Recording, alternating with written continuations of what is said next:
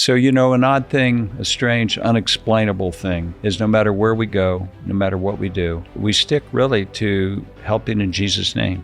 We have in our heart, we want to share Christ, but we don't go out on a mission to proselytize. But we certainly want to be intentional about sharing Christ. We can't do that everywhere all the time the same way. But what I have found without the shadow of a doubt is that God has his own way. He doesn't need me, he doesn't need you, he doesn't need Samaritan's Purse, he doesn't need Mighty Oaks. He has his own way that he works. Well, I believe we're called to be faithful. And if we're faithful, there's power in the gospel, there's power in the message. In some way, God draws people in and they hear it and they see it.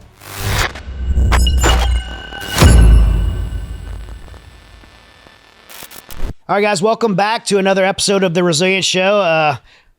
I have been looking forward to this one for a very long time. I'm here with my friend Ken Isaacs, who's the Vice President and Head of Government Relations for Samaritan's Purse. Yes. And so if you guys do not know who Ken is, he's one of the most incredible human beings that a lot of people have not heard about because of the fact that he's not in front of a camera all the time. He's not in front of a microphone. He's out around the world, over 150 countries now around the world, leading the humanitarian efforts of one of the greatest organizations, nonprofit organizations that I've ever known, and that's Samaritan's Purse. So I have had the extreme privilege of getting to work with you for both Afghanistan and Ukraine, and it is a huge honor to have gotten to know you, to have worked with you, and to have you here. So thanks for coming.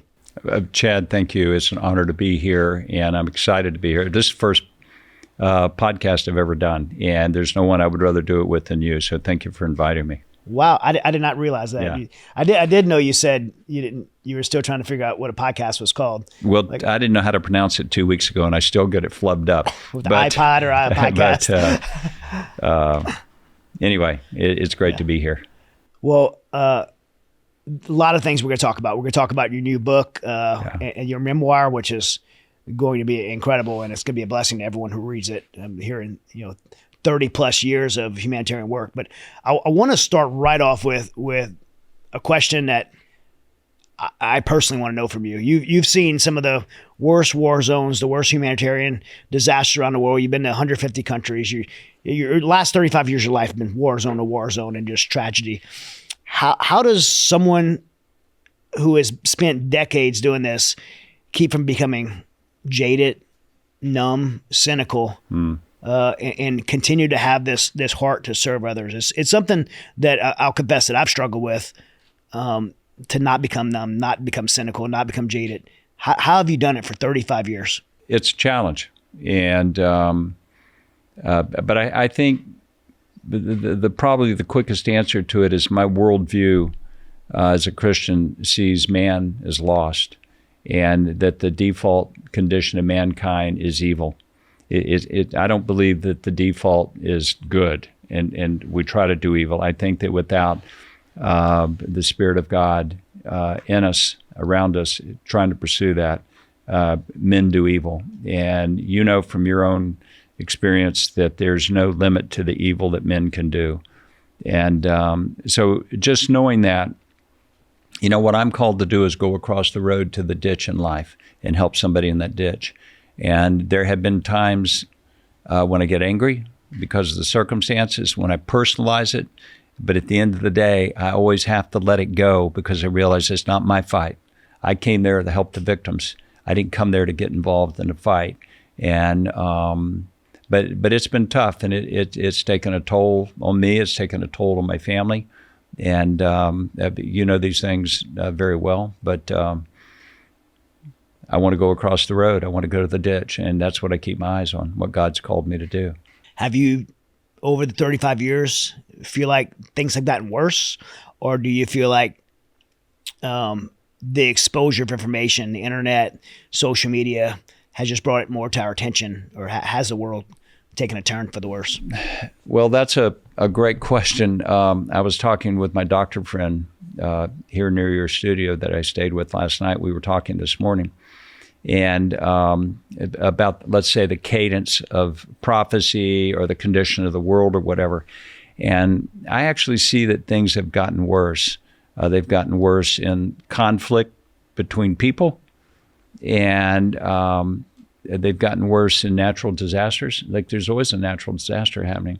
And it seems like, in a way, the heart of people is growing cold.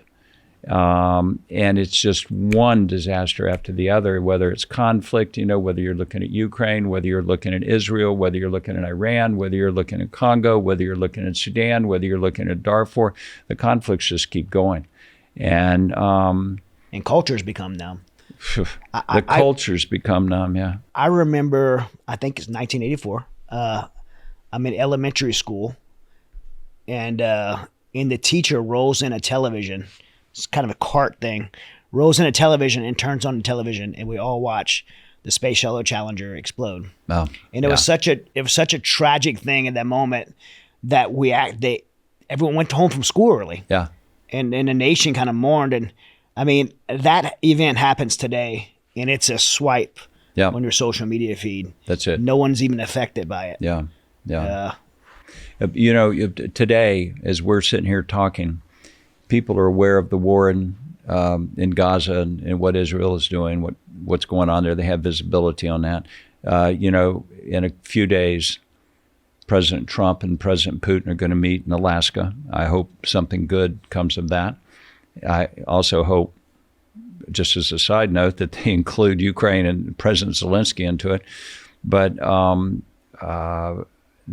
just the speed of the way that things work, the intensity of them. And it's just like you said, it's just a news cycle. It's the next thing. It's the next thing. It's the next thing. And it troubles me. I'm not sure where we're going. As we want to think that we're civilized, that we're compassionate, but there's a dark underbelly to the human race, and too often it shows. Yeah. I first met you in Abu Dhabi, Afghanistan, Abu Dhabi of the UAE, United Arab Emirates. Yeah. And I knew who you were because of Mighty Oaks and the work that Samaritan's Purse does with veterans.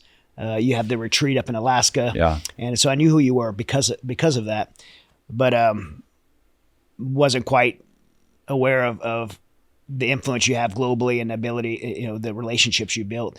But one of the things that was happening is I was involved in the Afghanistan evacuations. And for clarity, we talk about the work that we did. I've got my books here, Saving Aziz. It was a collaborative effort of a lot of great people, a lot of great organizations who did and came together and did incredible work when some governments failed and helped a lot of people. And I believe ultimately it was orchestration of God doing the impossible to get those people out.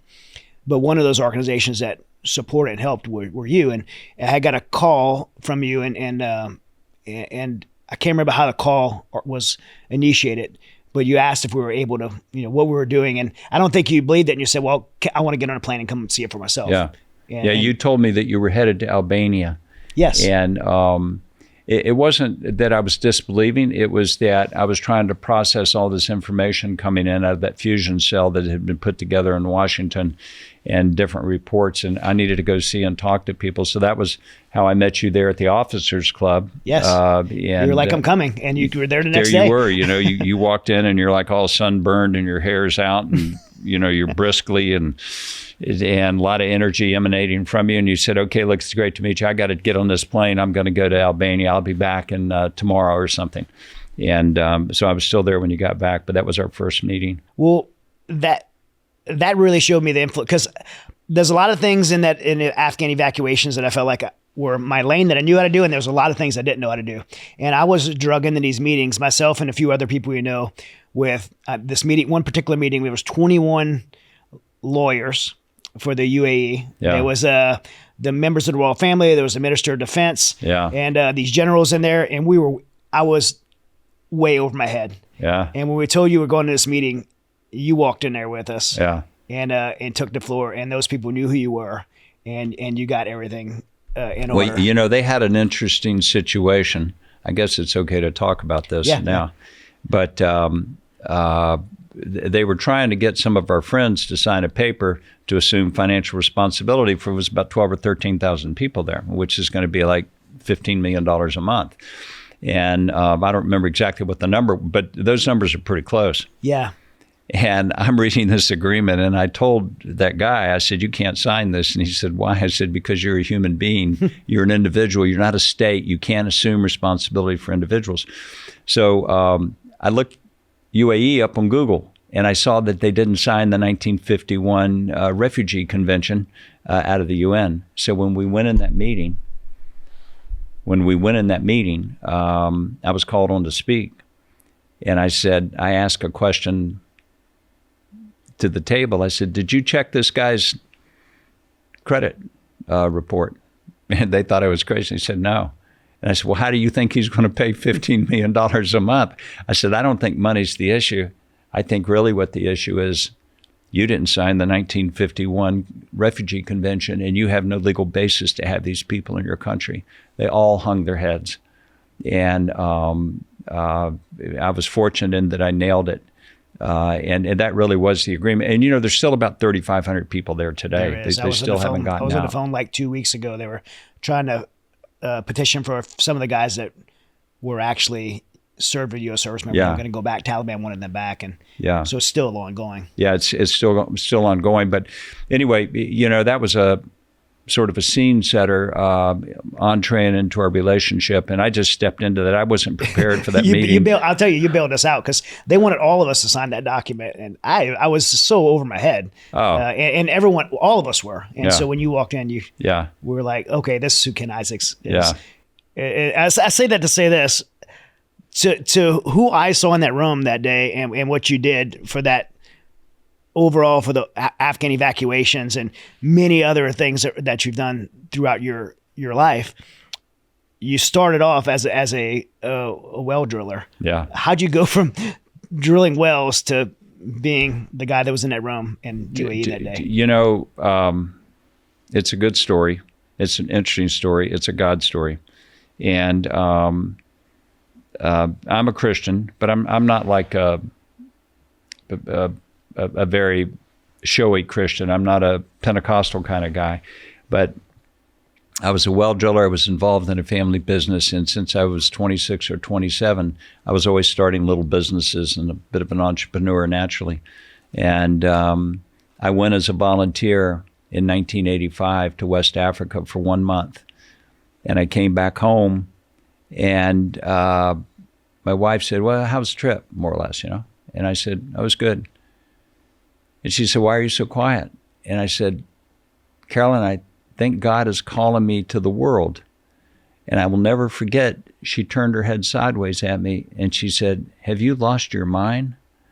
And I said, "No, I haven't lost my mind." So I prayed, Chad, for the next year and a half, "God, if you'll open a door, I'll go through it." No door opened.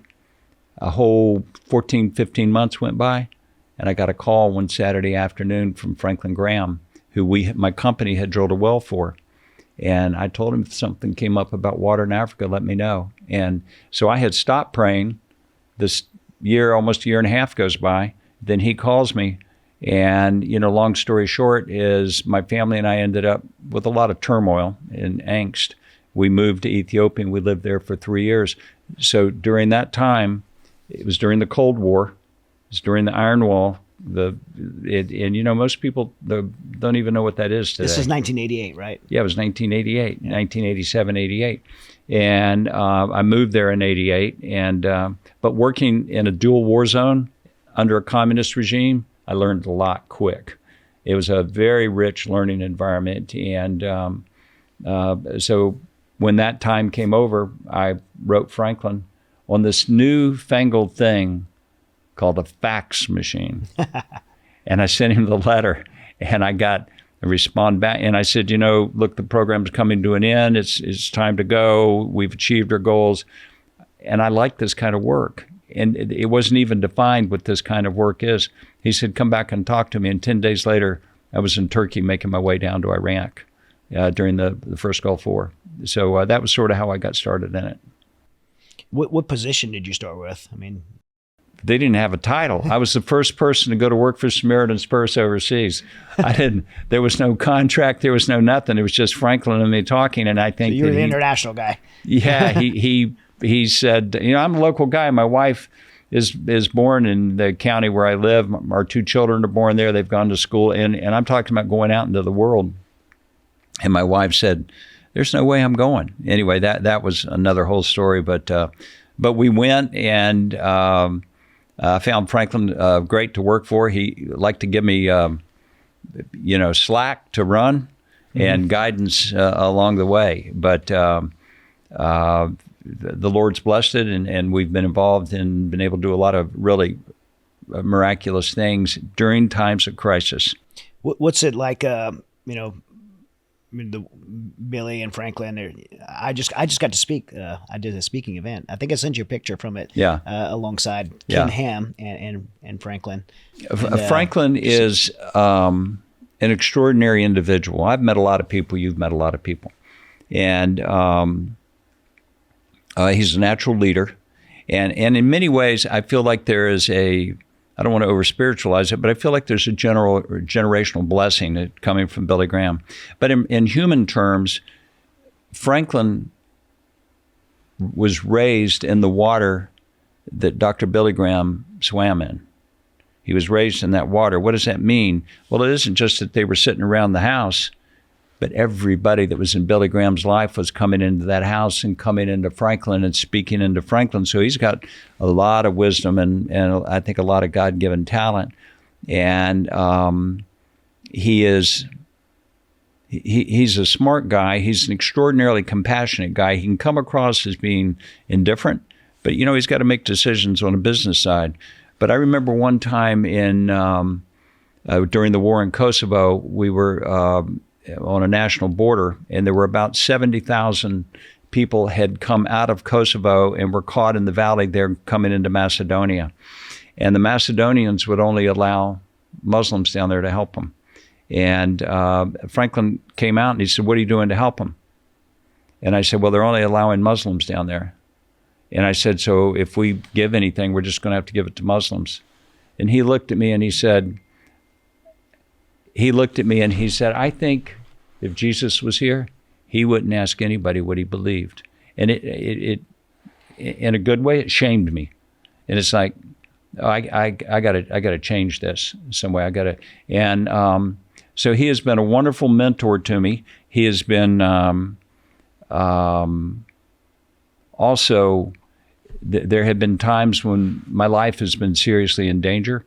And he's rescued me. He's come and got me. And, the most recent one was in 2020. I was in Azerbaijan and I got COVID. So I'm over 65. It's in my lungs. They locked me in a hotel room for 13 days. It ain't looking good. And then I got better.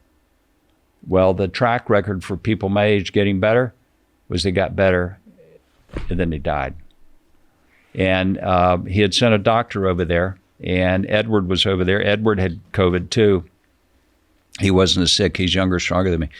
And at the end of the day, Franklin got in an airplane and came and got me personally. He came and got me and brought me back and sent me off in New York, where Mount Sinai Hospital put me in an intensive care unit. But I had double COVID pneumonia, and it took me about 4 months to recover. But, that's just one example. There have been other examples, but he has taught me the value of relationships, the value of loyalty, the importance of maintaining relationships, the importance of, he's reinforcing the importance of things, integrity, being one person all the time to all the people at once, tell the truth, don't lie. And he's given me opportunities, and that's why I'm here with you today, is because over the decades, I've had those opportunities to do things. So I could do a whole program singing Franklin's praises. But he can also be a tough guy to work for. He can be very demanding. And you know what? I understand it. I get it. Yeah, most world changers are. Yeah. Yeah. Yeah.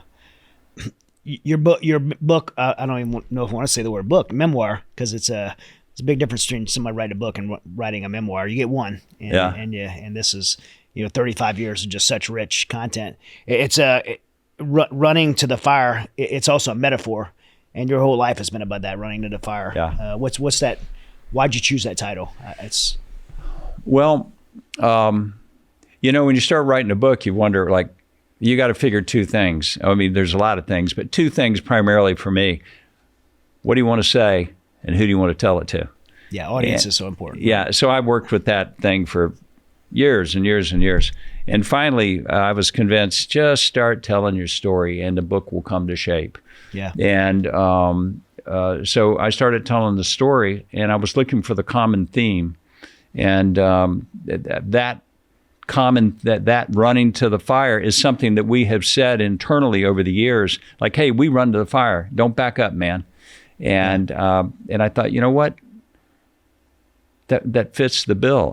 I run to the fire. Samaritan's Purse runs to the fire. And, you know, one thing about me, Chad, I will never would never ask anybody to go do anything I won't go do myself. And you know that. Yeah, I've seen you in the front lines of Ukraine. And so I'm not going to ask somebody to go to a war zone. I'm not going to ask them go into a Ebola clinic. I'm going to do it. And that's just something out of my blue collar background. Mm-hmm. And so anyway, running to the fire, and what do? We help in Jesus' name. And so it seemed like a perfect title, and I used it. And parts of it are used by Samaritan's Purse. I don't know if it's copyrighted or not, but they told me it was okay if I used it, so I did. Well, I mean, speaking of running to the fire, like you've gone to places that, dangerous, probably not smart to go. I've seen you, as an executive leader, like some of the places I've seen you in Ukraine is like, wow, no offense to you, but I'm like surprised Ken's actually here, and says a lot about your leadership and who you are. But then you staying in places as they get worse. Like, I mean, what is it? What is it? There's always a motivating factor to do those things, to take risk. It's a risk versus reward. Like, there's a reason that you would choose to do that. What's the reason that drives you? Not Samaritan's Purse, like you. When I was in school and studying, mathematics or biology or whatever, I didn't really care about the process to get to the answer. What I cared about was what the answer was, and then what could I do with the answer. It was just the way God made me. And so I use those same skills, not analytically, but I'm looking for how to identify solutions. To find solutions, I need to understand the complexity of a problem, and sometimes that means going to very dangerous places. If I feel like this is something God wants me to do, if God's opened this door for me, I'm a big open door policy guy, then I'm going to go. And can I be afraid? Yeah, I can be afraid. Sure. Courage is operating in the face of fear in my book. And but I need to go. I need to talk. I need to know firsthand, and then I can make my own judgment about what's the best, most appropriate way for us to respond. So I've spent a lot of days in a lot of conflict zones and ditches and walking through deserts and ducking bombs from airplanes and stuff that normally wouldn't be associated with humanitarian relief. But another principle that I operate my life under is I want to go where the needs are, not where the permissions are. Yeah. And when you go where the needs are, you know where the needs are. A lot of times it's up on the front lines. Mm-hmm. You've been to 150 countries or so, mostly the bad ones. Yeah. I said in your opening bio, you met with presidents and popes and warlords and anybody that has the ability to, to be a world leader in a sense of giving you access to be able to go help people. You've been to North Korea, places like this. Like what to you, what's in the 35 years of doing this, is there a place that just really like sticks out as your, sticks out most as the place that you've felt most connected to? Well, there are several places, but certainly Ukraine is up towards the top, but I spent almost a year in Ukraine. Mm-hmm. And, it was easy to empathize with people who are fighting for their freedom and their survival. And made a lot of friends there, found a lot of good people there, saw a vibrant church there. And Mr. Vitale. Yeah. Vitale. I mean, he's... Yeah. What an amazing guy. Yeah. And he and I are still close, very close. We stay in contact every week. And and there's others there, made many friends there. And so, I can relate to that. I've been working in Sudan for 30 years. And so I've related with the plight of the South Sudanese people. And now there's a civil war going on in Sudan. So in March, Franklin and I went and met with, and Edward, Franklin's son, who's our chief operating officer. And he was a ranger. He was a colonel, and he came out of that world. And so that gives me another avenue into that world. But we went and met with General Fatah al-Burhan, who is the head of state, and talked with him about, where you going with this new government. And, they got a lot of problems there, but there's 12 million people that are displaced, and there's probably 3 million looking at dying right now. They're trapped in cities that are surrounded, no food can get in. And, last year we were able to negotiate a 90-day ceasefire so that we could airdrop food, and they're not willing to do that this year. We've tried, but those doors haven't opened. But, I care about Sudan. I don't know, it's not like I'm a bleeding heart liberal humanitarian, but I'm a very compassionate human being, and I care about the condition of people. And I want to help them. I just feel like, very much like in the 10th chapter of Luke, when Jesus was telling the parable, it wasn't, hey, here's a story about who a good neighbor is, do this and go to heaven. It started out with a question in the beginning from a man of the law, Rabbi, what must I do to inherit eternal life? And so, Jesus ends up telling the parable so that he can define who a good neighbor is. And he says, go and do likewise. And that passage has always reverberated in my heart, and it still does, and it always will. Yeah. This work, Ken, was there a moment that completely changed? That completely changed you talk about your worldview, your perspective. Is there something through the years of doing this that just was like a light bulb that went off, completely changed your heart and passion to do this work? When, in the late 80s, I was in Ethiopia, I saw government enforced hardship on people. And, it's always hard to see that. It's like if two sides are fighting, that's a bad thing. But when a government is just crushing its people, brutalizing them, that's a problem. 93, I had exposure to South Sudan. I was starting to go up into Croatia and Bosnia and do some stuff. And then on April the 6th in 1994, the genocide in Rwanda broke out.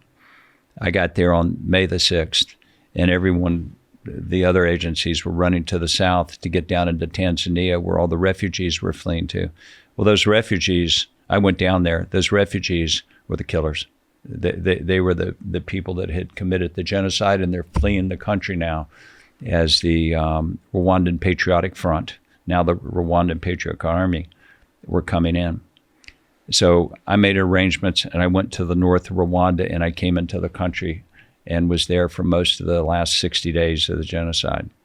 And the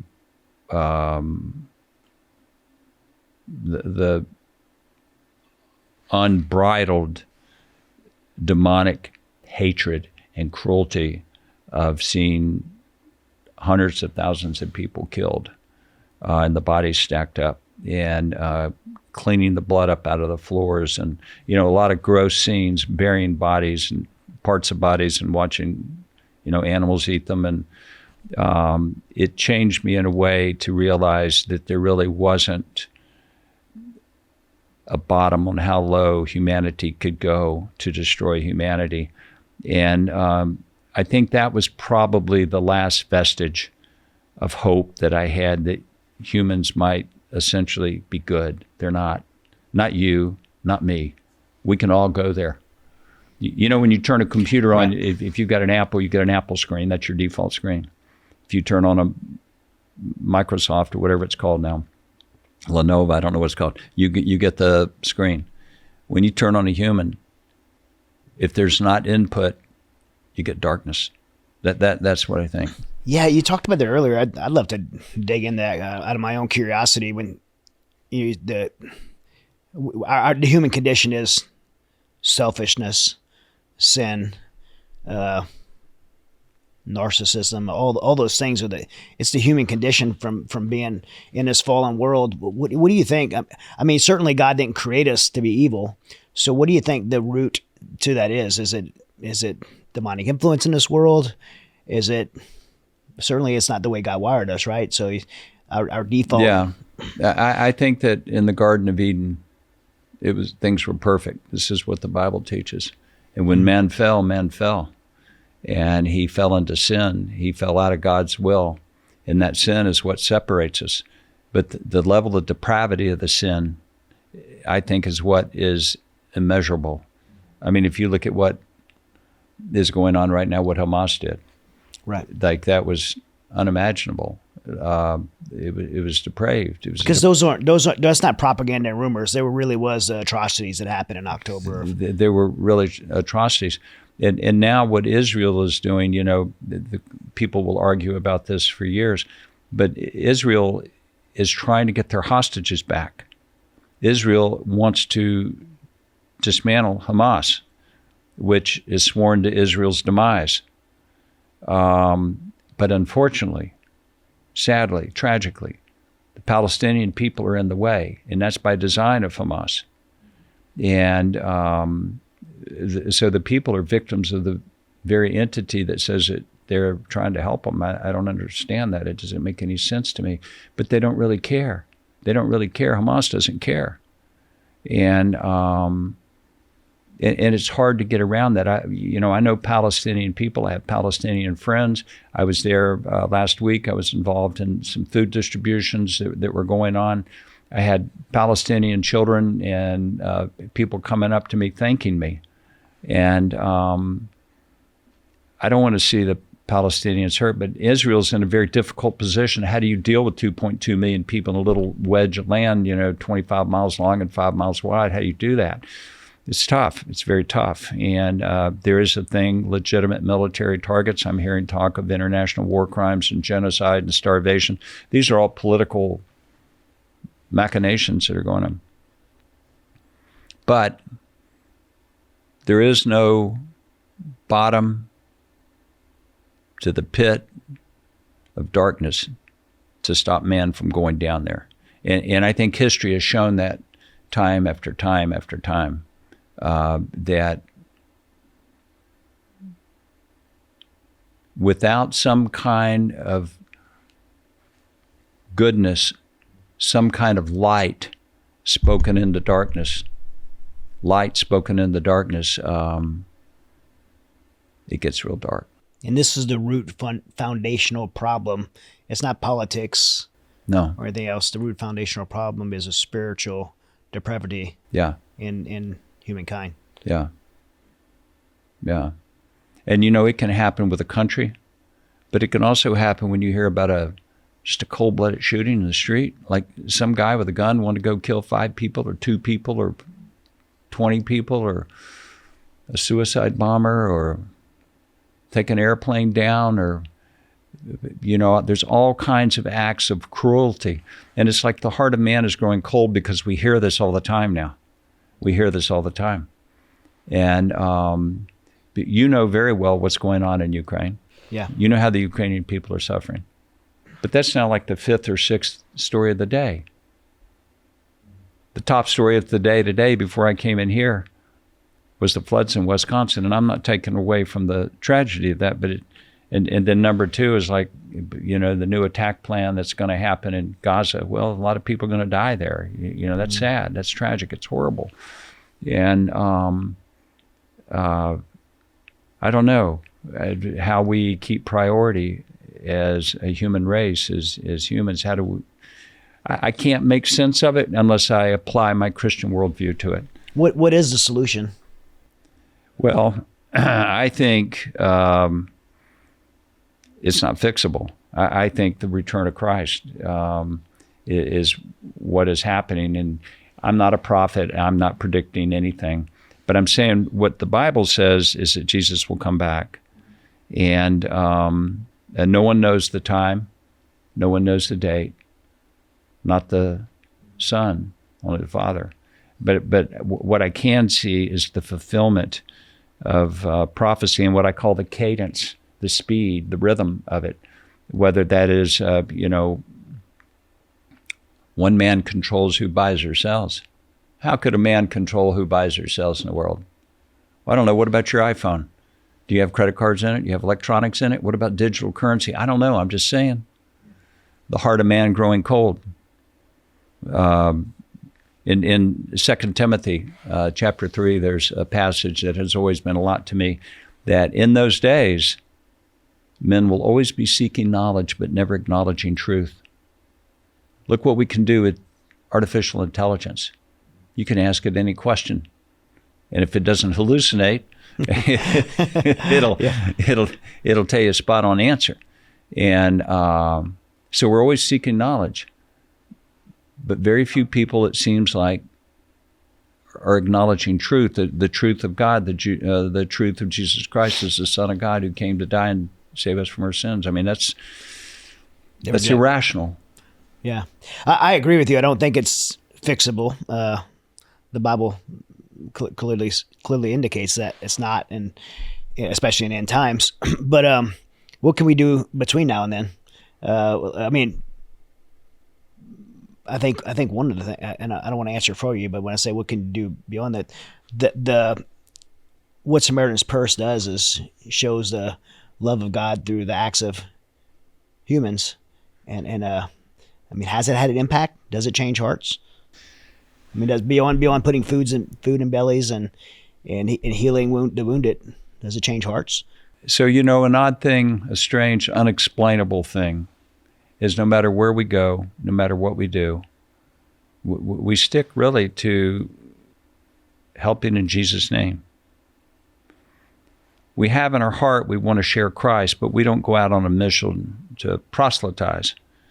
But we certainly want to be intentional about sharing Christ. We can't do that everywhere all the time the same way, Evangelism in Afghanistan will look a whole lot different than evangelism in Honduras. Sure. But what I have found without the shadow of a doubt is that God has his own way. He doesn't need me, he doesn't need you, he doesn't need Samaritan's Purse, he doesn't need Mighty Oaks. He has his own way that he works. Well, I believe we're called to be faithful to the God. And if we're faithful, he works other things in, and he draws people to himself. And I don't know how he does it.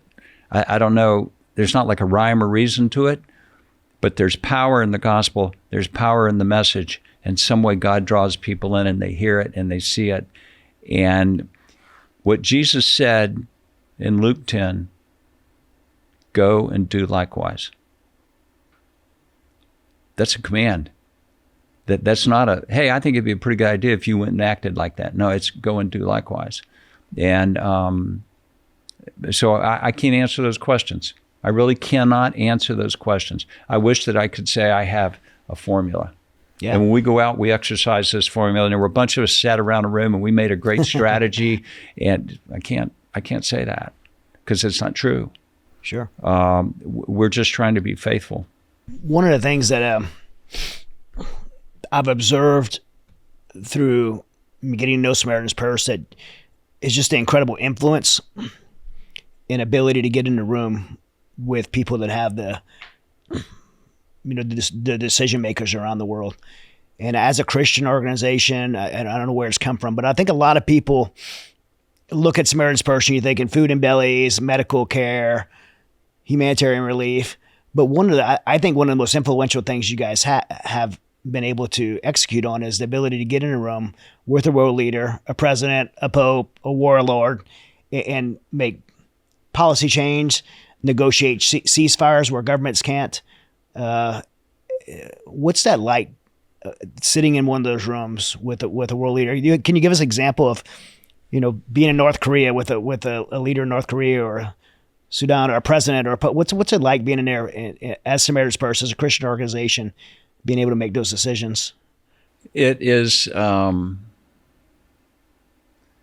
little surreal. And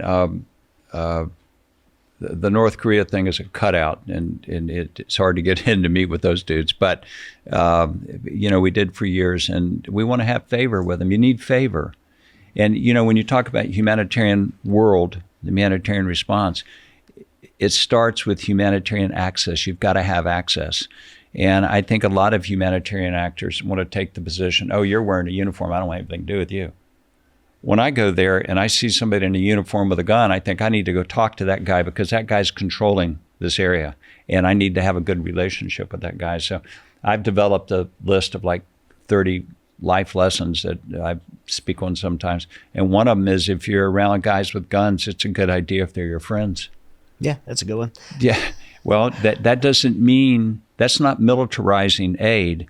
If there was a hurricane in Houston and it did a lot of damage, and we came here as Samaritan's Purse to help, the first thing we would do is coordinate in the Emergency Operations Center. We'd coordinate with the police and coordinate with the firemen, National Guard's here. Nobody talks about that's not militarizing aid. If you go to South Sudan and you need to get in this area because those people are up there and these guys are guarding it down here, you need to talk to those people. You can't just come in and wave a white flag and say, I'm a humanitarian. I have rights by international humanitarian. No, you don't. You don't have any rights. You have the right that man's willing to give you. So, you can escalate that thinking up the food chain to where you get to the head of state. And, God has blessed us. We have large aircraft, and we have 767, 757, DC-8.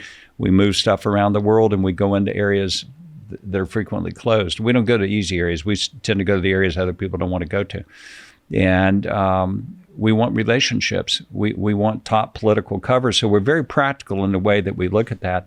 And sometimes, we're criticized, about neutrality or impartiality and all of this. Neutrality means that you haven't chosen a side. Impartiality means whether you're a Ukrainian or whether you're a Russian, I will treat you, and I will. If I was in Ukraine and there was a wounded Russian and the Ukrainians tried to stop me, I would fight them.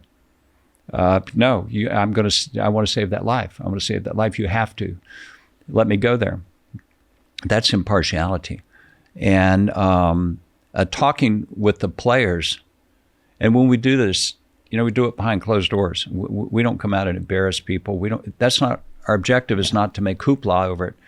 Our objective is to gain that humanitarian access. So I see it very much from that perspective. And I have had, I had an opportunity to brief President Bush. I've had the opportunity, I just mentioned ago, the head of state of Sudan. I've met with the head of state of Ethiopia, the head of state of South Sudan, prior head of state of Sudan, met with the head of state of Congo. I've met with the head of state of Ukraine, met with the head of state of Israel. I've met with a lot of heads of states.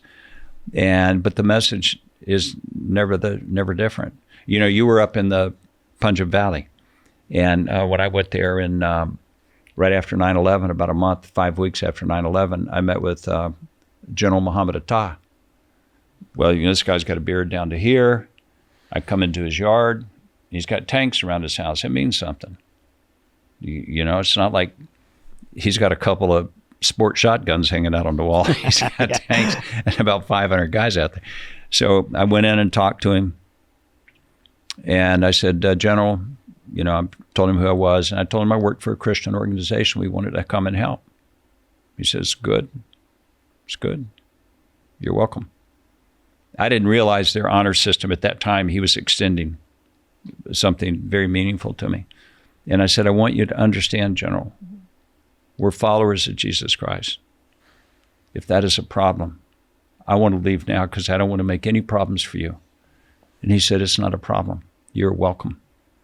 And so I've always believed transparency is important. And, the first time I met you, you told me your name was Chad. If I found out 2 years later that your name was really, Angus, I'd say, why'd you tell me you were Chad? Why'd you lie to me? And I think, it's a simplicity, but I think there's a unity message in that. Tell people who you are. And I did that.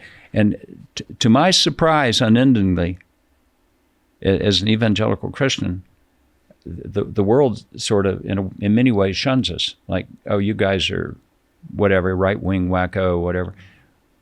But God gives us favor. And it's not a secret recipe. It's like we're very transparent. And we just tell people who we are, and we want to show them the love of Christ. We want to do a good job, and we never want to promise anything that we can't deliver on. So those are sort of the stay true to our faith and maintain a relationship built on on the value in the relation. I have a lot of friends who aren't Christians. A lot of people would find, well, I have a lot of friends who aren't Christians, and friends that I can call on around the world because they know who we are. They know what we believe, but they trust us. Yes. And that's irreplaceable.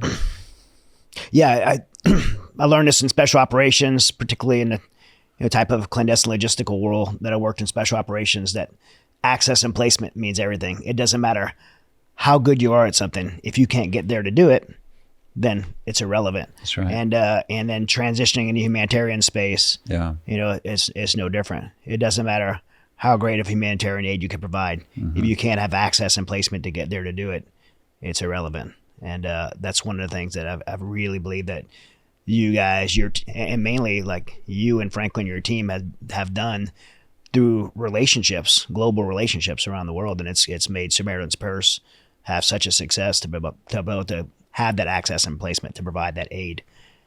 So Yeah. it's incredible. I have this saying, you can have the best soccer team in the world, and if you can't get your people and the ball down on the field, you're not playing in the game. That's right. So it's always like you got to get your people and your ball down on the field. But that humanitarian access, going where the needs are, not where the permissions are, is going to require you to talk to people that most other individuals will not go talk to because they're intimidated, because they can't get the access. You got to work at it, And it's not just at the senior level. You know from your own military operational level. It's who you know.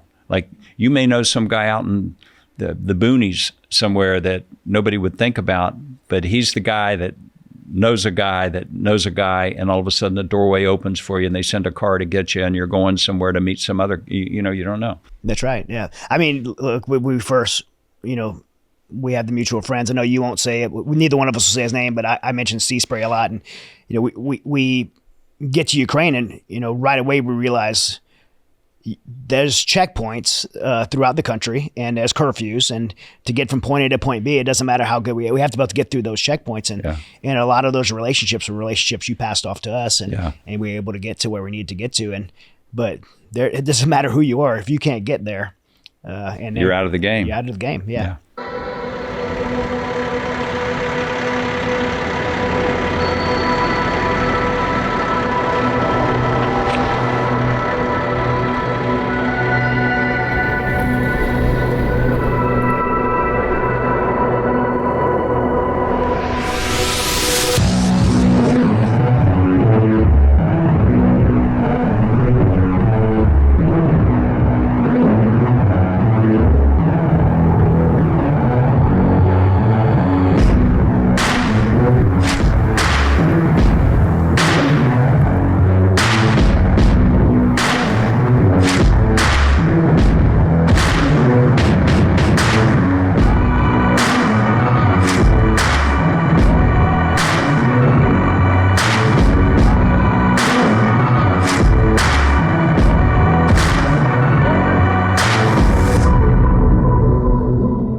You and I spent that time together in Ukraine.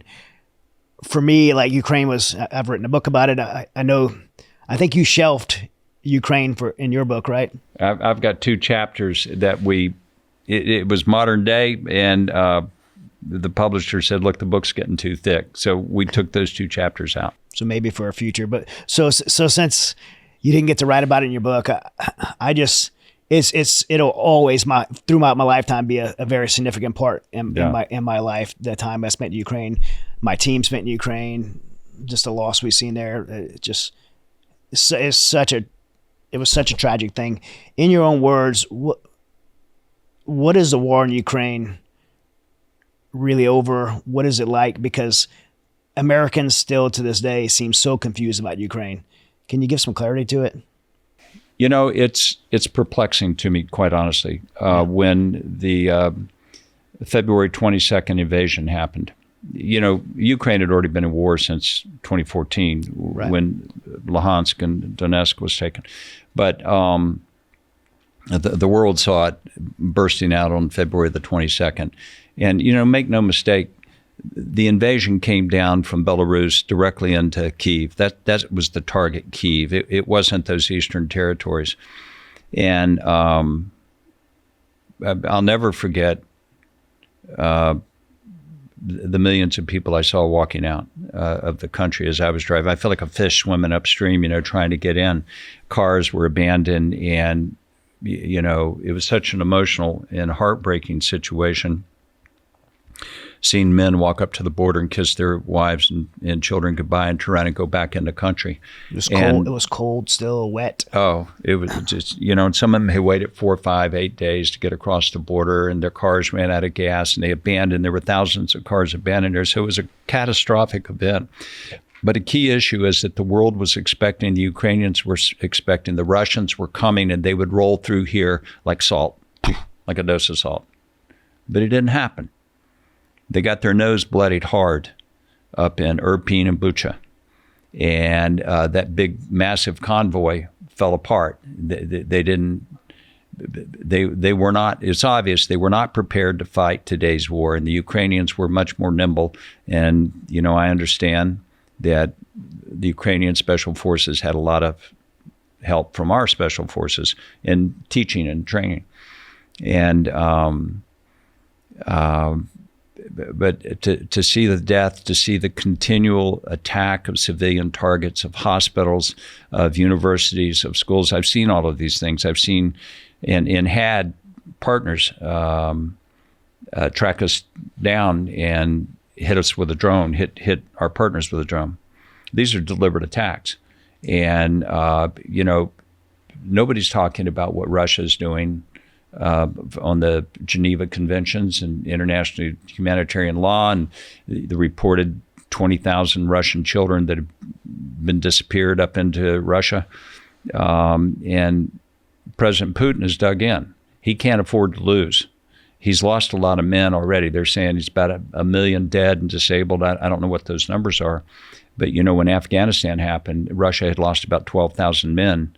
When the mothers of the soldiers got to President Gorbachev, most leaders today won't remember this in history, but except the more curated and matured guys like you and more so like me. But now he's looking at he's got 1 million people, and he can't. How does he get out? I don't know how he gets out. You look at it from President Zelensky's side, in spite of a poll that was released 2 days ago that most Ukrainians want to see the war end, the majority of them also didn't see Russia backing up. And there's another interpretation of those polls that there can't be a peace with Putin there because he's not going to back up. So I think, Zelensky's in a tough place. He's not going to be able just to forfeit up the land. I'm very appreciative of what President Trump is trying to do in making a peace, but Zelensky's going to have to be included in that. But they have paid such a huge, huge price, and they're not giving up. So what does that mean when you have a country that might be the 50th largest economy in the world, fight one that is the 12th or 13th largest economy in the world, and the 12th or 13th largest economy can't take them? And when you mentioned Izium a minute ago. When I was in Izium, I saw kit boxes dated 1954. Yeah, a lot of when we were there, seen a lot of. We had just got caught in a Zoom. The day it had been liberated the day before, and so we seen bodies, Russian bodies everywhere, and the fighting was still going on. With ceasefire, I got caught in the middle of that. But a lot of the tanks that were hit and just burnt to the ground, the javelins. A lot of the Russian soldiers that were there, their equipment, gas masks, clothing were like, mid 19th century stuff. The World War II stuff. Yeah, it was crazy. And Cold War stuff. And so they're modernizing now, and they're figuring out how to use drones and stuff like that. But I think if there was anything that they could have done to have taken Ukraine, they would have done it. I don't think they can do it. I'm not a military analyst, but I was there and I saw it. And given the fact without major escalation, like it would like nuclear. Exactly. Yeah. And if they nuked it, they couldn't go to it. They couldn't take it. And plus, the number one objective of any regime is survival. And you have to wonder, well, if they nuked it, if they used nuclear weapons, even tactical nuclear weapons, artillery rounds, whatever, what would be the reaction of the rest of the world? I think there would be a reaction, and it would be a military reaction. And so actually, it's easy for them to threaten it. But one is if they activated it, if they operationalized it, they have nothing to threaten with after that. And number two, they may not survive the response. So, I agree with President Trump. I would like to see the killing stopped. I would like to see them enter into a negotiated agreement. But it was interesting to me that President Zelensky, in conjunction with EU representation and NATO representation, said Ukraine will not give up its land. I don't know where that's going, but we'll see. Yeah, he just said that this week again, right? Yeah. He just doubled down on it this week. Yeah. Yeah. And so I think both sides are. So let's, outside of that landscape, Samaritan's Purse was there day one. I think, Seaspray was there D- like 10. He was there like 10 days before. I was there the next week. You were right there on the ground. I remember meeting you pretty early on at the Sheridan. And but you guys were right there from the beginning. And, I got there on the 24th. Okay. We were mobilizing. So we had a large network of churches inside. And which was so essential for the access and placement. So we had 680. We still have 680 primary church partners. And they're all up along that warfront area, and we're still working with them. We're not, other humanitarian inputs have sort of normalized now. But during that time, we fed over, I don't know how many we fed now, but in that first year, we fed over 11 million people. And so it was a massive program, and we couldn't have done it without, churches from the body of Christ of all denominations and dedicated men and women who were willing to go up on the front lines and deliver food and to evacuate people and do whatever was needed. And, as time went on, we got involved more in medical care and then frontline stabilization, which was probably a little closer than we should have gotten to the front line. On the 22nd day, we got hammered with 2 missiles. And we had 13 Americans there, and thank God they all walked out with a scratch on them. But that program was over, and we pulled back. We realized, okay, we can't. That's not who we are. We're too close to the fire here. Yeah, I remember when that happened. Yeah. You had the Lviv hospital. That was up pretty quick, right? Yeah, we did the Lviv hospital in the beginning, and that's when everybody, including the governor of the state, was expecting the Russians to be there in days. Literally, they were expecting them to be there in days. And, the bottom line is if the Russians could have taken Ukraine, they would do it. Mm-hmm. And they haven't taken it. What's the presence of Samaritan's Purse there now? We have a functioning office, got an office in Kyiv. We're still maintaining food and supplies going to the front lines. We're drilling wells. We've helped over 130 hospitals, giving them instruction like in things of burn management with high-level expertise coming in. We supply medical equipment and supplies to them. And we're working with that network of churches and brothers and sisters in Christ to help them help people in their communities. This is, as a nation, right? We get involved in multiple war fronts. I'm imagining you at Samaritan's Purse, you get torn that way too, right? You have something, all your efforts, all your resources are dedicated to, I'm sure you have different things around the world, but to Ukraine and now Israel happens. Yeah. How do you make the decision to reallocate resources? Well, my personal time gets divided up based off of where it's priority to go. And really what I do now is just go out and try to figure out how to gain the access and what direction are we going to move in and on the setup. The scenario that you just described is very real. I mean, we've got Ukraine going on. I haven't been back to Ukraine in a year now, and they're writing me all the time. When are you coming? When are you coming? Well, when I come, it's like something bad's going on. And it's not a good sign. It's a little omen, a little harbinger. But I'm spending time in Israel and down in Gaza, and I want to add value to that, and trying to figure that out. But when we try to be good stewards of the money that God gives us and the resources that God gives us. And I will have to say that when USAID closed down this year in 2025, only 4.5% of our funding came from USAID. So it didn't really, we're very independent. We're not beholden to anyone except God's people who have made donations to us. And but that allows us, because of that independence, we can do things like go to talk to men in uniforms. We can get involved in things that you couldn't do if you were getting money from the U.S. government or the UN or whatever. But the Lord has blessed us. We have grown this year in spite of USAID closing down. And so we just try to be good stewards. We seek God's discernment where we need to go. And we're also keeping our ear to the ground on what our Christian partners are telling us. Where are the opportunities? Where can they get in? Where can they help? Where can they bring value?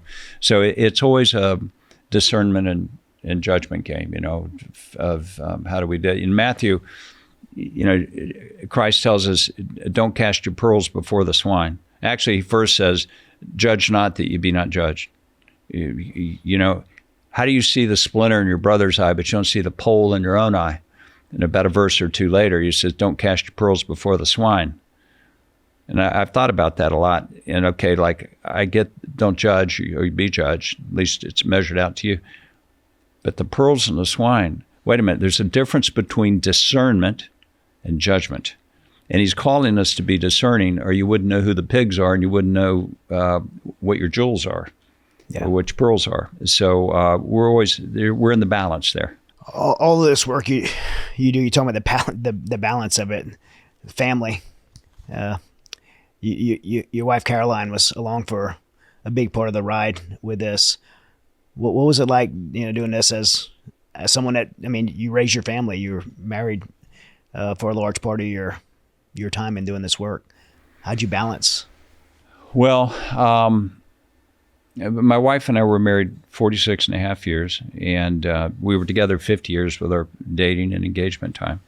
Got 2 sons, and after 1991, we moved back to the States, and then I traveled periodically, and I was frequently gone. And she died, it'll be 8 years ago this October. She died of metastatic breast cancer, and from the first diagnosis until the end of her life was about 16 months, and it was a hard time. If I look back on my life, and if I had something to do over again, I would have cherished more the time that I had with her, and maybe not have been gone as long and so much. That's one thing that. I don't regret it from the standpoint of what I feel like that I was involved in, but I regret it from the standpoint that what I missed out on. And I think my sons could have used me more as they were growing up. And that is, you can't change the past, so you got to move forward. But I could not have done in my career what I did if God hadn't given me a woman that was loving and strong and encouraging, but cautious. And, I would come back from being away for several months and have been through a lot and saw a lot. And when you're out and you're doing things and you come back, you have about 10 seconds to, people walk up and say, hey, Chad, how's Afghanistan? And you can't tell them. They don't want to listen. They're not going to understand if you tell them. And they say, oh yeah, things are doing better. And I sort of called that the CNN 15-second window there that you get there. And so I started just holding those things inside of me. And, who do you want to sit down and talk to anyway about horrible, grisly things that happened and, acts of brutality that were witnessed and human suffering, and people can't relate to it. It's like they will turn off to it, Mm-hmm. And my wife was a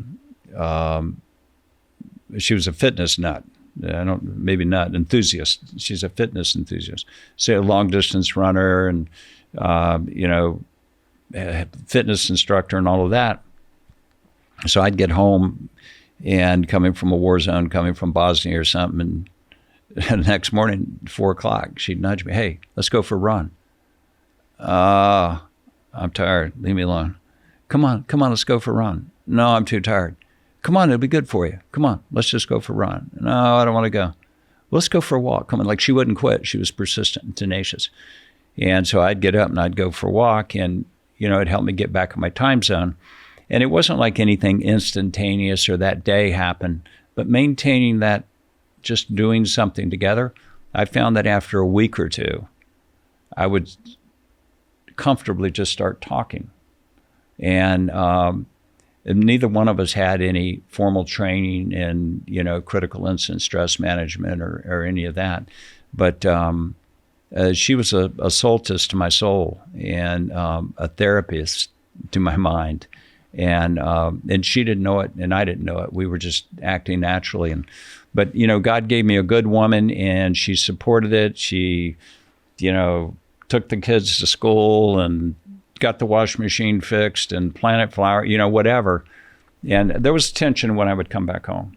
Of course. It's like, because I want to be the dad, right? I'm the dad. Yeah, well, you ain't been here for 3 months. You weren't here when the washing machine broke and the water poured out on the floor. And, so you have to work through those times. But it was challenging. But I was blessed with a wonderful wife. Did your family ever travel with you on any of these trips? Or? Yeah, that's a great question. Of course, we were in Ethiopia together, and we traveled, through Europe some, and through Africa some, and Kenya, and Djibouti, and Ethiopia. But then in starting, I don't know, probably around 2009 or 2010, Franklin gave me a note and told me that the board had decided that I could take my wife with me anywhere that I wanted to go, anytime that I wanted to go. Well, she wasn't like, Jane Bond. She wasn't, she would travel to some places, and we did do trips, but typically when she would travel with me, like, "Hey, honey, let's go to Sarajevo." Or, "Hey, honey, let's go to Burma. We'll go by foot for 3 days up there to see our buddy up there in the mountains." She's David like, Eubanks. Yeah. And she's like, "Really? Is that what you want to do?" So on the last trip that I can recall that she went with me, we were actually headed to see Dave. And what was the name of the storm? Yolanda. It was a big cyclone that hit the Philippines. And I diverted and went to the Philippines. She stayed there with me for about 10 days. And now I'm in the middle of a big emergency response, 747s coming in and all this. And she said, "You know what? I think I'm just going to go home if it's okay with you." And so she traveled with me some. She would travel domestically with me, and we always enjoyed it. She went to Hong Kong with me, and we did some, but it could have been more. But it was what was comfortable for her, and that was what was important to me. Yeah. You talk about in your book PTSD. Yeah. And I think a lot of people think PTSD is something that veterans struggle with. They have some kind of monopoly on PTSD. But one, you don't even have to go to a war zone to deal with PTSD. Yeah. Post-traumatic stress disorder. This world, as you said, is a broken world, and we all face different sorts of trauma. Certainly, you've seen more trauma than probably most, even veterans. What has been your experience with dealing with post-traumatic stress events since you've been involved in, and how have you overcome those? So, I can tell you PTSD is a real thing. You know this, and but I can tell the listeners that it's a real thing. I can say from my own experience. In a way, I have characterized. People say, "How do you work in those areas?" And I characterize it like a screen door. The screen door, you can see through it, but the mosquitoes can't get in on you. And you can do that for a while. So I can go into a war zone, into an Ebola zone, and it's like I'm in a tunnel. And I'm moving in slow motion in a tunnel, and there's faster motion outside, but it's like I can't explain it. I can't explain what it's like. But afterwards, it had an impact on me, and I didn't realize it until around 1995, after, a lot of missions and time spent in Bosnia during the war and then in Rwanda, when I would get in an airplane and the door would close, I'd start crying. And I couldn't understand why. And it was embarrassing because I'd just be sitting next to some stranger. And I hear the door close, and you feel the vacuum lock down. And all of a sudden, I'm not like sobbing, but I'm actively wiping tears away from my face. And I couldn't understand it, but it happened every time, no matter when it was just like it was a response. It was like a trained response. I couldn't understand it. And I noticed when I got home, I was more ill, harder to get along with. I couldn't relate to anybody, and I didn't want to be around anybody. And,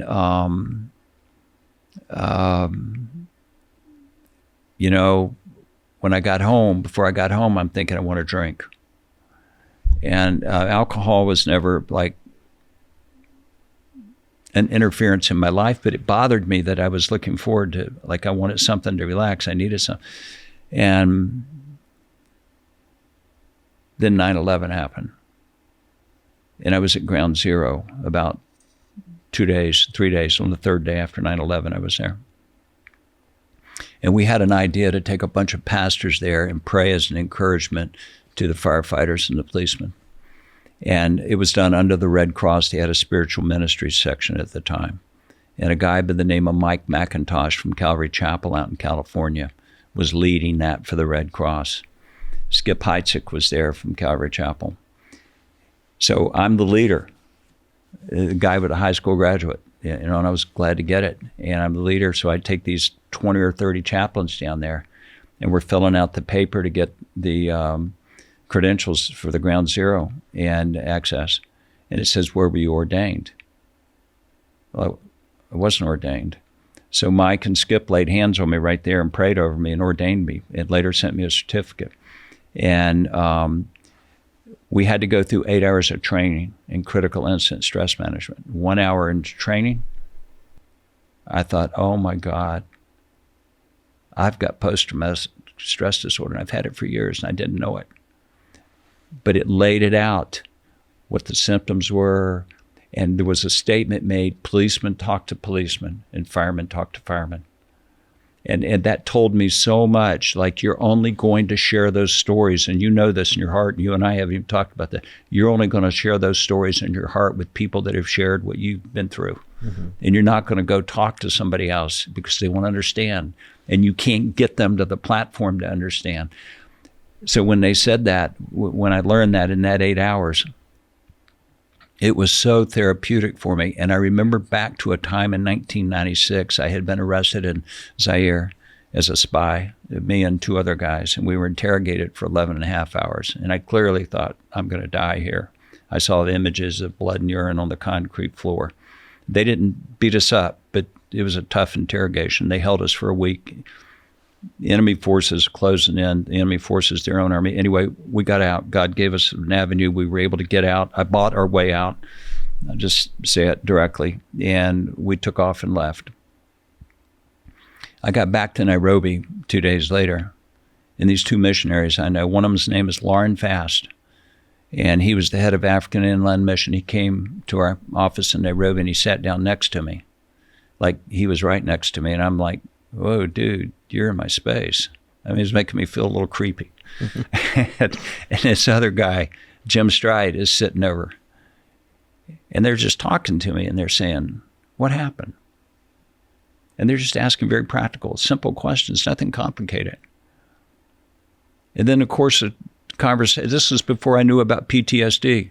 It's before I knew about CISM. What'd you do? How'd you feel about that? And I'm like totally uncomfortable with the questions, but I'm still answering them. I'm engaging. And what are you going to do now? And I have a very distinct memory, Chad. When that conversation was over, I felt better. I just felt better. I don't know. It shocked me. Later, when I went through the training up at Harbor, at the wharf in New York, I realized those guys performed a SISM debriefing on me, and I didn't know it. And about 2 years ago, I was in Nairobi. And at a mall, Nairobi's a pretty big city, I ran into Lauren Fast. He and his wife were sitting there eating lunch, and I went up and greeted him. I said, Lauren, I want to tell you, in 1996, you came and you talked to me, and it meant so much to me, and I've never told you that.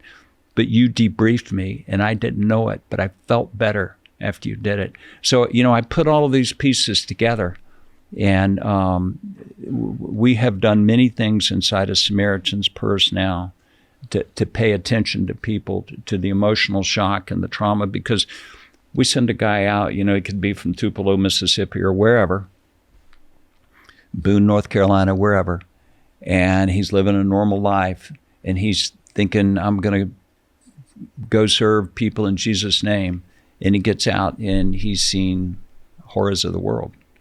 And, you can't just expect people are going to absorb that. For me now, I think I'm in a position where I won't say hardened, but I'm resilient. Yeah. Can you talk about resiliency? And so one of the things I observed in, particularly in Ukraine is that Samaritan's Purse is comprised by these amazing, just everyday volunteers who just want to, go serve whatever their gifts and talents are in the name of Jesus around the world. And I was driving, we're going to the Russian line, and I'm driving, and I'm behind this I'm behind this truck, a Samaritan's Purse truck, and they're delivering mattresses and blankets in one of the worst parts of Ukraine. And I'm looking there, and I'm thinking the two people in this vehicle are volunteers, and we begin driving past burnt tanks, Russian bodies, and I'm just thinking like how that might impact them. They volunteered. I know you guys give training for your volunteers. I'm thinking like, how's that going to impact them? Like being in a war, obviously my experience, my military experience being in war zones, but this is a volunteer coming here. Yeah. It's just incredible, first of all, that these people have the heart to serve that way. But how's it impacting them? So what we've learned over the years through personal experience and of me and others is that there is it's definite, it impacts your life. It affects you. And so now we have a staff care department. And you may not have recognized them, but when we were in Ukraine, and even now, we have 3 or 4 chaplains there. And these chaplains have been trained in stress management, PTSD, and encouraging people and looking after the mental health and the emotional health. So we're totally engaging with them every day. Like, I'm going to speculate, I don't know this for a fact, but when they came back from that trip, they would have debriefed with counselors right there on the ground. And we're very cognizant of it. We're very intentional about it. And we want people to be healthy because we're taking them from a normal life and putting them in an extremely extraordinary situation. And then they're going to get in an airplane and go back home. And we also have at least one annual debriefing at the Billy Graham Training Center. We call it a summit meeting. And everyone who has served with us that year is invited to come, and it'll be anywhere from 60 to 200 people will come. And for a week, they do group debriefs and discuss and just try to help them process and get in a good place. And it's very rare that anyone needs any kind of attention beyond that. It's extremely rare. Yeah. That's amazing. You guys you're becoming intentional about it because of you learning how to be resilient yourself. Yeah.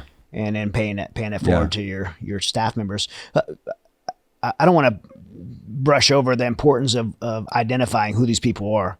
Who are the volunteers that make up Samaritan's Purse and so do the great work we you have guys do. something we call a DART roster, a Disaster Assistance Response Team. That's how we've structured ourselves. So that roster is a list of people that have signed up, and we have vetted them. We have checked them for a ministry fit. You know, do they share our religious views, our deeply held religious views, and then what are their practical skills? So it takes, once you sign up to get on the DART, it's about a 4-month-long process to get through the wash. And so when they come to us, we know, okay, we have a fit here. And then we start putting them through training. So the first training is a week long. So we have DART 101, we have DART 201, DART 301, DART 401 trainings. And then if they get into conflict after what happened down at Bakhmut with the missiles hitting us, we realized, okay, we're going to have to do a conflict training.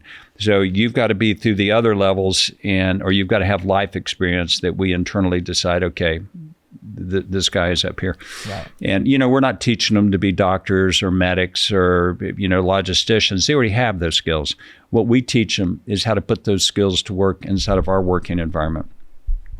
And then they're on the roster. Well, when they're on the roster, they get paid. Now, they're not volunteers. They get paid. It's a huge amount. It's like $150 a day. It's volunteer. Yeah. And, well, they're a volunteer from the perspective that they're not compelled by authority nor salary to go. It's just sort of a stipend to help meet expenses. And but anytime we put out a call on our DART roster, we'll typically get about 30% of the people will say, I'm available. And, you know, about half of the people on our roster are medically oriented. They're doctors and nurses, anesthesiologists, technicians, or whatever. The other half are administrators or specialists in food or water, or what the other sectors are. But that is the essence of how we identify and bring people forward. So our HR department, which does a fantastic job, is always calling up new DART team members. And then we've got another group called the International Disaster Response Unit. And they're the ones that oversee the training and preparing for the people. That's how we maintain our readiness.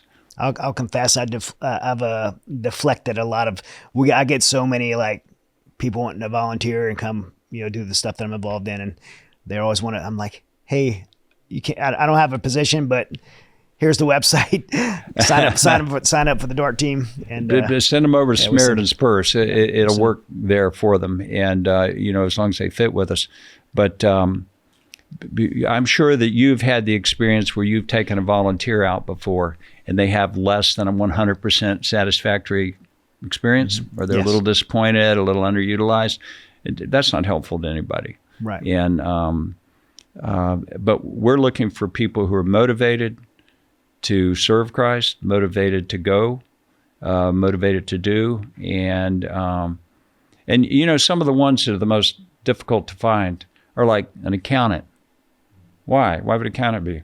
Well, accountants don't take risk, you know. And if you get into a highly specialized doctor, like a neurologist or a diagnostician, that's different than an ER doc. Why? Well, an ER doc is taught, to work in an emergency room, but the way that I break it down, they make major decisions on a minimal amount of information. That's what you need. You need somebody that's going to be leaning towards action. And so some of those things are stereotypical. Some of them, there's always exceptions. But it's hard to find finance people because they're not risk takers. Yeah. And you're asking, okay, hey, that's really good what you do with the finance. Would you come to Warzone and do that for us? And it's just a few will do it. Yeah. We talked a lot about international, but, you know, Samaritan's Purse has done a lot in the States. I mean, North Carolina. I mean, we just had I think, name a natural disaster in America, a major one, and you guys are there. Yeah. One of the ones that sticks out to me that you guys really stepped up in a big way for the nation was the COVID pandemic.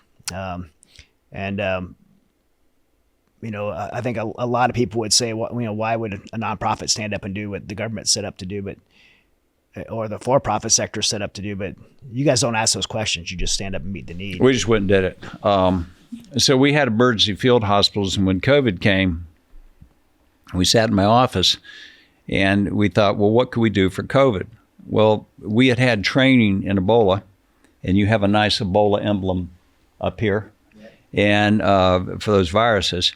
And we realized, you know what, if we just moderated some of our protocols, we can protect ourselves from COVID. And, you know, there were like 25,000 people had died in New York City. And we had sent a COVID hospital to Cremona, Italy. And about 2 weeks later, I got a call from the state of New York.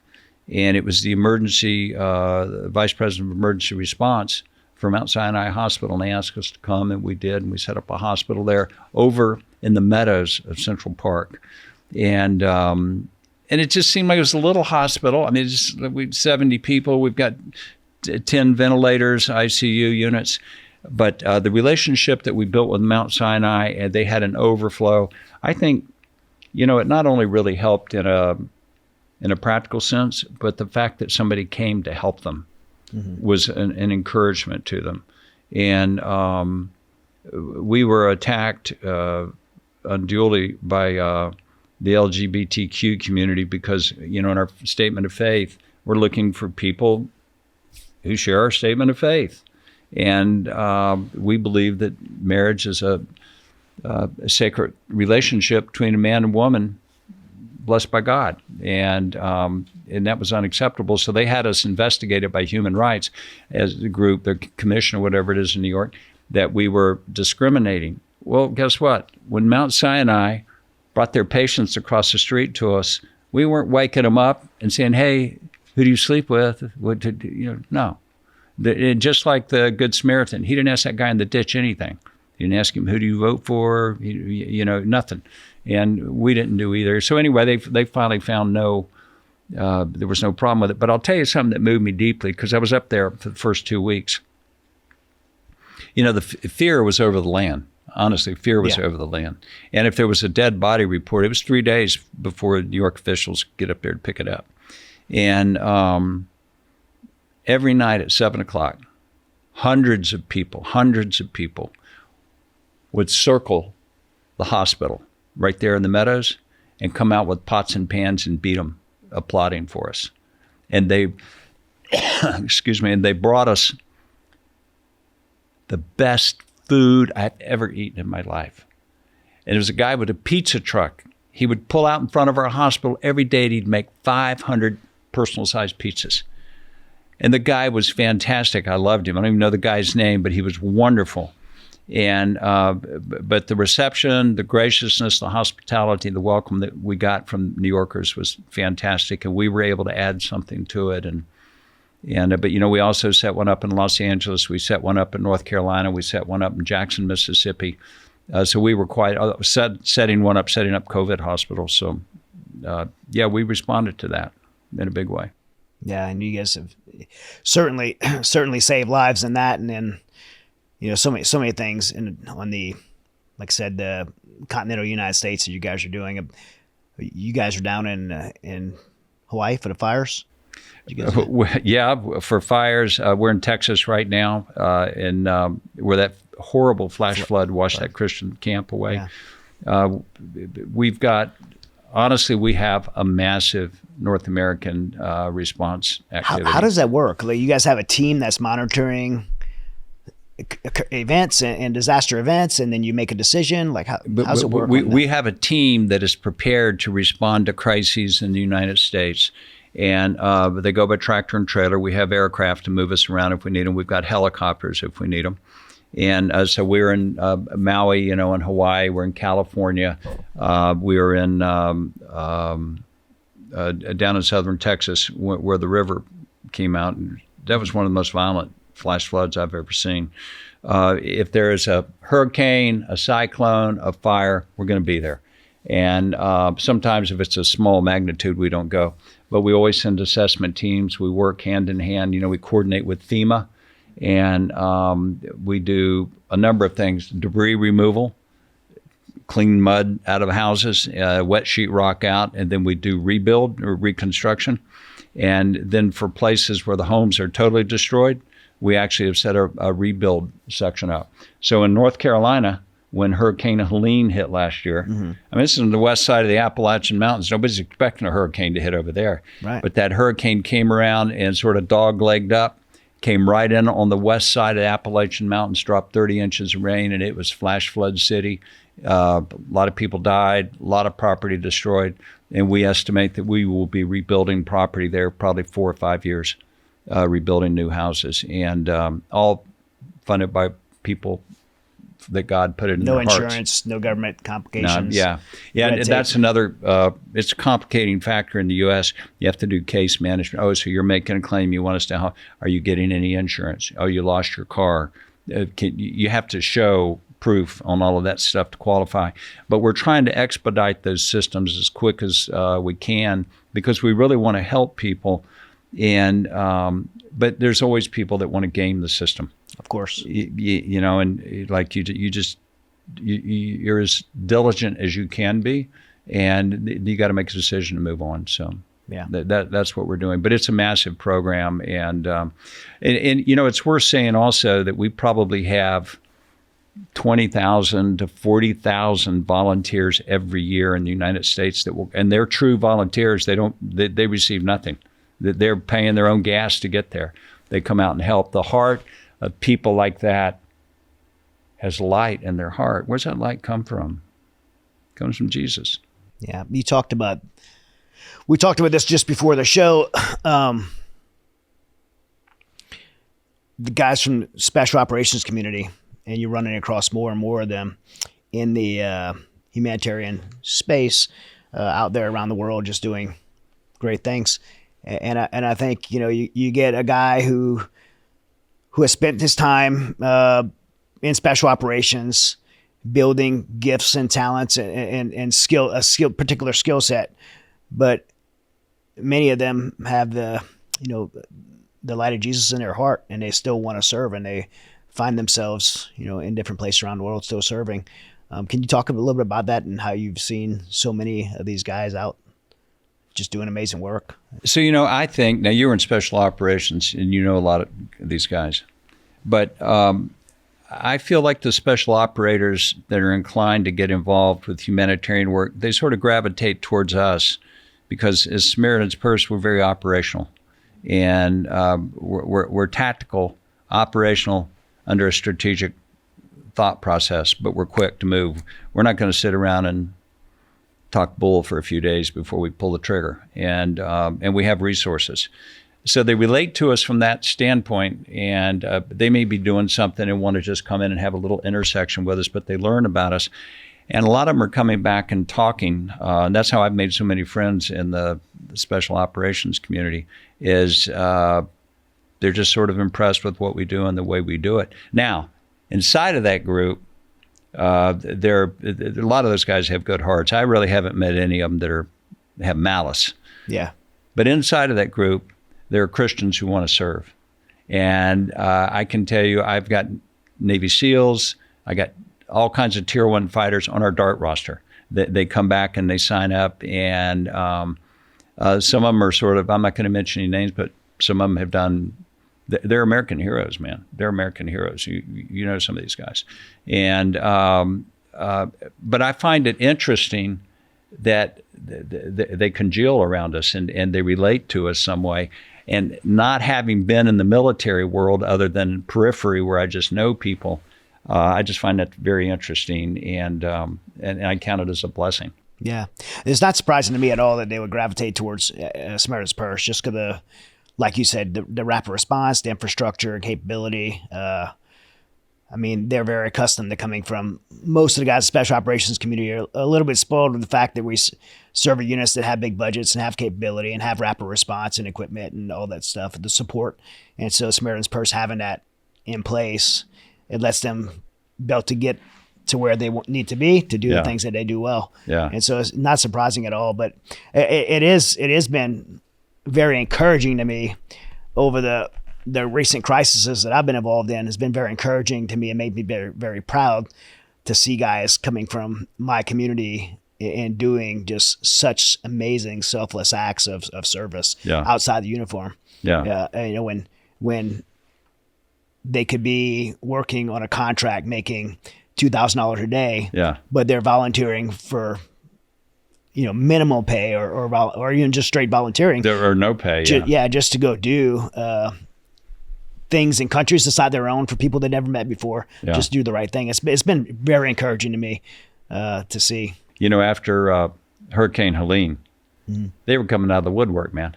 They were showing up down in Asheville, North Carolina, Swananoa, North Carolina, and all these different places where bases of operations were being set up.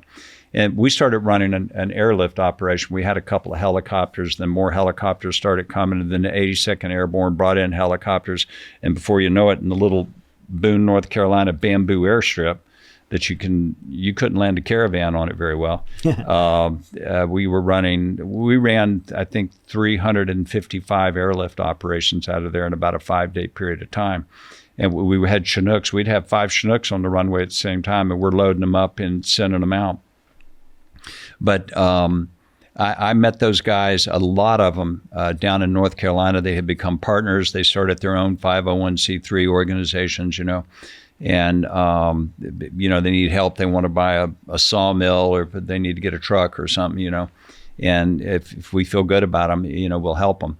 But that mindset are people that want to go do things. They're not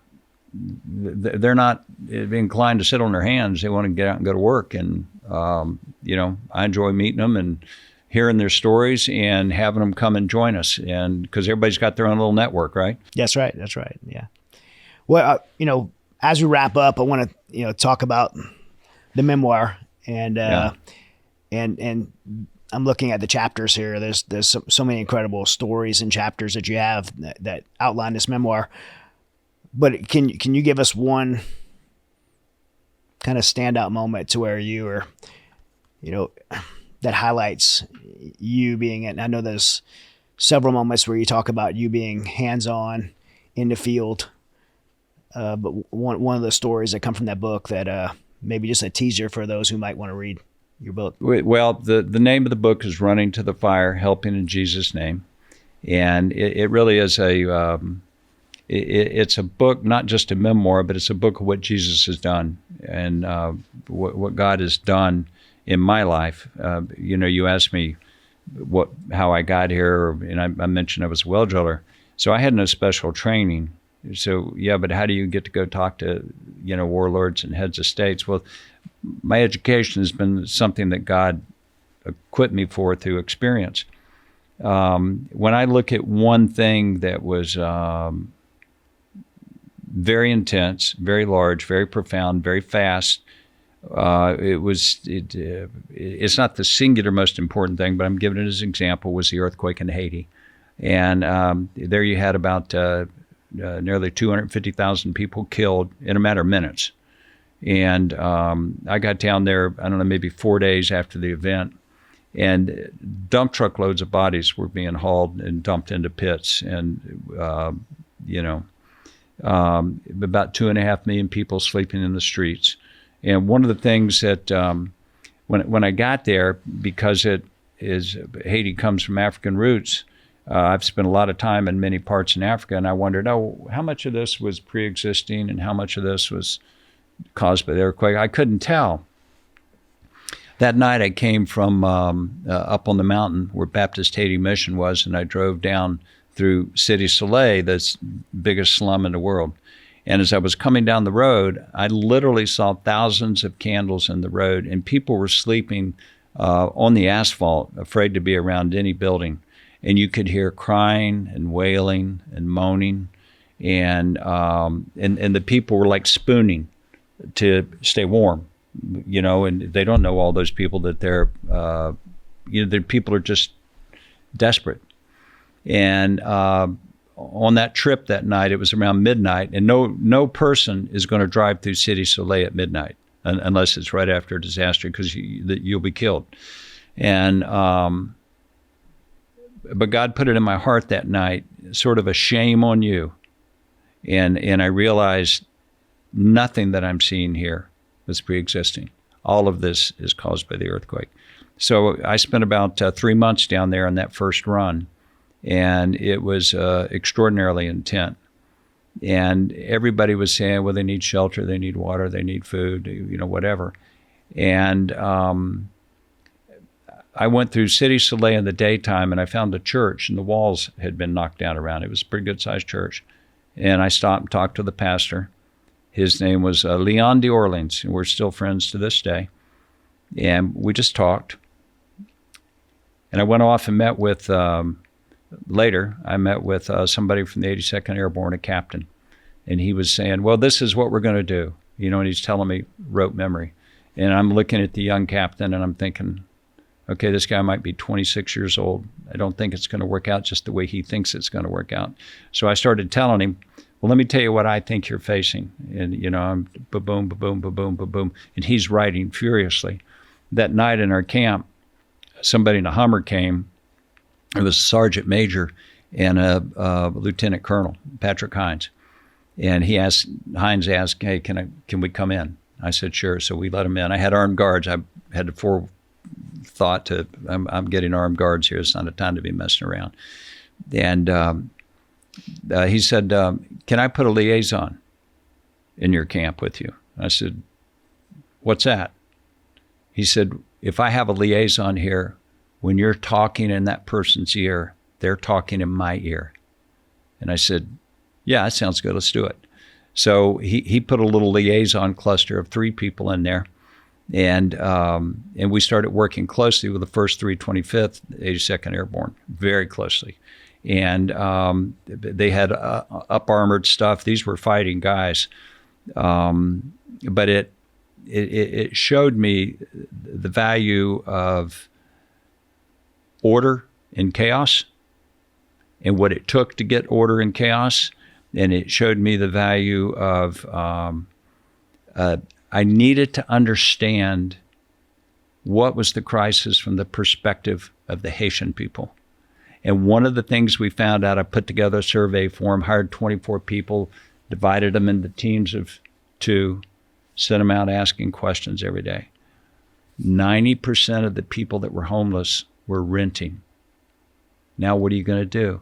If you had a house and it fell down and you owned the land, that's easy. But if this guy over here had the building you were renting from, are you going to build back the renter's house? And so we learned a lot from that. And it took probably about 2 weeks to figure out a pattern of how we could use land without buying land, without making it permanent. And once we did that, we were able to put out 15,030 shelters pretty quick. And by manufacturing. So I learned a lot from it. It had a profound effect on my life. I came to appreciate the role that the military could play in it. And so, when I hear talks about from the UN, you can't militarize aid in Gaza. It's chaos. People are getting killed every day. And what do you mean you can't militarize? You didn't have any hesitation to militarize it in Haiti. You didn't have a hesitation to militarize it in Bosnia or Afghanistan or Iraq. So what are you saying, really? It seems like what you're saying is it's okay to militarize it when you want to. But if you don't want to militarize it, nobody else can. I don't understand. Help me, please. And so that was a real standout situation for me. That and you could feel, Chad, a palatable spirit of darkness on the land there. There's a demonic influence over that area. And non-believers will dismiss this. That's fine. It's not a good idea to dedicate your country to voodoo. It's just not a good idea. I'm just saying. And so I saw a lot of that. I saw a lot of wonderful things. I saw a lot of hope, a lot of brilliant people, a lot of stories of restoration. And but that was one of them. There's many of them. There's a story there where you pulling a little girl out of rubble there. So that story is a figment of chatbot GPT's imagination. Did I tell you this? Oh, that's where I thought it came from. I thought this is no. It was a story of chatbot GPT's. It had a hallucination. Last night before I came on here, I was asking That's where the story came from. Okay. And it asked me, it said, would you like me to prepare you the 2 most exciting things? And I said, sure, because I thought, there'd be good points to talk about here. And it told me about pulling a little girl out. And I'm thinking, am I losing my mind? And it also told me about driving through a minefield in Iraq. And I thought, wait a minute, I was there. I lived it. I wrote the book. I edited the book. I don't remember those stories, so I got a copy of the book, and I'm reading it last night. It wasn't in there. And I put it back on ChatGPT. I said, hey, what's going on? You're lying to me. And it apologized. It said, yeah, we got that wrong. That was a hallucination. Forgive me. Oh, my gosh. It's turning too real. Yeah.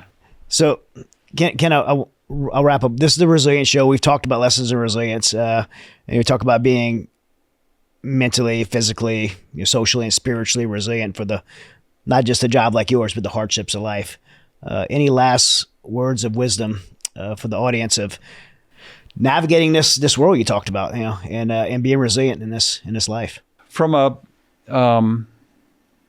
secular perspective, I would say that you don't want to get out in front of your skis with the expectation that people are too good, or that you need to take things in stride and not be over enthusiastic about what you're getting ready to do. Mm-hmm. From a spiritual perspective, what I learned, honestly, I learned it when I told Franklin I would come to work for him. I heard a voice. This sounds crazy. I'm not a Pentecostal guy. Trust me. And in a prayer, I heard that. And when Franklin said amen, I said, I'll be there in 2 weeks. Then I went and told my wife. That didn't go over good. And because I was going to Africa in 2 weeks, and she ended up going with me. So she had some feelings about that. I have come to learn to trust God in all things. And I cannot explain all of the things that I've done. I can't explain the situations that I've got in, the situations that I've got out, how I've seen God work in mysterious ways. And somebody would say, wait a minute, there was a war and you saw God working? Actually, yeah, I did. See, you've seen God working in war. Mm-hmm. And there was an earthquake and you saw God working? Yes, I did. I saw him working. I believe that God is omniscient, he's omnipotent, he's all-knowing, and I trust him. That's all I can say is I trust him. And the top layer of the confirmation of that came during the time of Carolyn's illness and death. I had to give up. My wife was leaving me. And it's very interesting to have somebody with a terminal illness that you love, that has been a part of your life, your high school sweetheart, and to see that person die slowly every day. So you are mutually mourning, knowing that the end is coming, and you're able to do it together.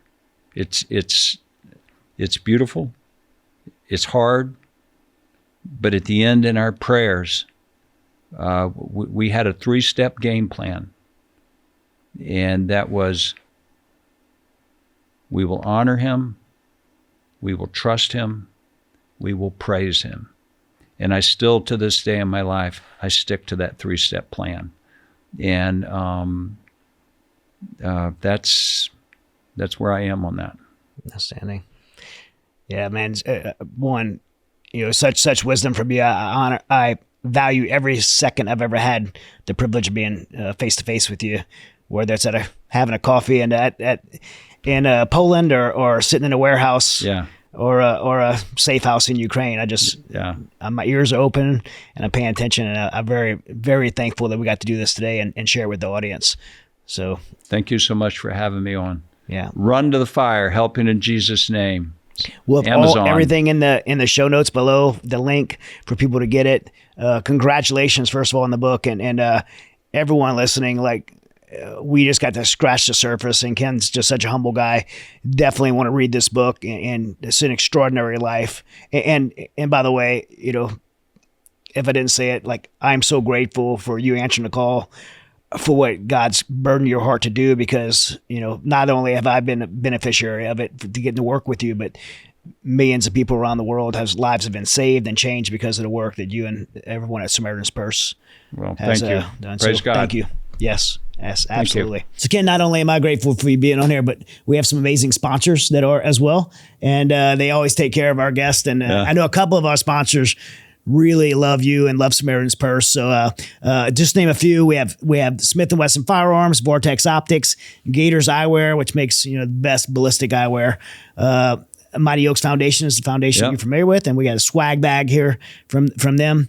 BioPro is a supplement company that we does phenomenal like human growth hormone supplementation, and one that you're already familiar with is BioAccelerator. Yep. So BioAccelerator is a awesome partner of ours, and I know we sent you down there. I went down there, and can I tell what happened? Oh, absolutely. I'd love to hear. Okay, so I went down there almost 3 years ago, and I had a prescription to have the shoulder replaced with a artificial joint, and I went down there, and look at that. This is all my natural equipment. I'm 73 years old. And you have a lot of people don't know this, but you're an avid skydiver. I am an avid skydiver, and I busted this knee up skydiving. It's fixed. My knees are good, and I need to go back down there. But I tell you, I recommend BioAccelerator to everybody. It changed my life. It really made a difference, and the team was fantastic down there. It was everything that you told me it would be. They treated me like family. They took care of me. And I'll never forget the day after I got the injections in my knees, they told me, now you walk. Make sure you walk. So I walked all night long. I walked till they closed the mall up. I went back to my room. I laid down, and I'm working my feet in the air like yeah, because they don't get stiff. Yeah. And I walked in the next morning, and the doctor, who was a pretty cool guy, he looks at me and he said, you walked, didn't you? And I said, yes. He said, I've seen men come in here, many, many more muscles than you, and they're in wheelchairs. And I said, no, I walked all night long, man. So it was great, and I've never regretted it. I've always appreciated it. Well, I know when you first were talking about it, you were asking a lot of questions, and then you go and you came back, and I think it was maybe Edward, somebody from Samaritan's Purse. I think it was Edward Graham that said this. He's like, man, Ken's trying to get everyone to go now. Yeah. Yeah, it was. I'm a big advocate for them, and I still recommend it. But, people don't believe it because it's outside of the, FDA approved system. I met Eric down there, and but wonderful team, great treatment, and it is proof positive. Yeah. It takes 3 to 5 months to get the full benefit out, but something's growing in you, and you're feeling good, and the pain starts going away. You get more limber. It was a big boost in my life. Yeah. I'm so happy that was good for you, especially because I spoke so highly of it. I was like, oh man, I hope he gets a good experience. Thank you, BioAccelerator. In addition, you're actually going to get a Smith & Wesson firearm of your choice. This is my EDC, my everyday carry. It's the Equalizer, but I think you mentioned you might want a AR. That's right, and so I'm a big Smith & Wesson fan. I have been ever since I was 15 when I got my first little stub-nose Colt 38, and I'm honored to be doing that, and I look forward to getting it. Yeah, we'll get you AR set up, get you some Gators eyewear, and we'll put a Vortex. We'll talk about what you want on it. All right. We'll get you set up make it super cool. Oh, that is totally cool. I'm so grateful. Thank you to all the sponsors. Yeah, and then I'll go out to Boone and we'll go shooting. Okay, let's do it. All right, thanks again, Ken. Thank you, guys. If you have not done so yet, please like, comment, subscribe. If you're not part of the Patreon family, please go to Patreon and join our family. It's one of the best ways you could support the show. And here are some behind-the-scenes content, like further conversations and questions that we'll have for Ken. In fact, you could submit your own questions and ask future guests direct questions, and we'll get them answered for you. So stay resilient, and God bless. Hey, what's up, Resilient family? I am so grateful for each of you who tune in every week to hear our episodes. We have such incredible guests and topics that I am passionate about, our team's passionate about, and we could not do it without you. So we're thankful for you. We love you. We appreciate you locking arms with us to be more informed, to become a more resilient community. And I want to invite you to become a tighter part of that community by joining us on Patreon. If you go to our show notes below, you can click the link and get dialed into our Patreon and get extra content weekly. You could join for $15 a month and get behind-the-scenes footage, get closer access to me. I have monthly Zooms that I'll be doing with some members of the community. And so we'd love to get more involved. Again, go below in the show notes and click the link and join today.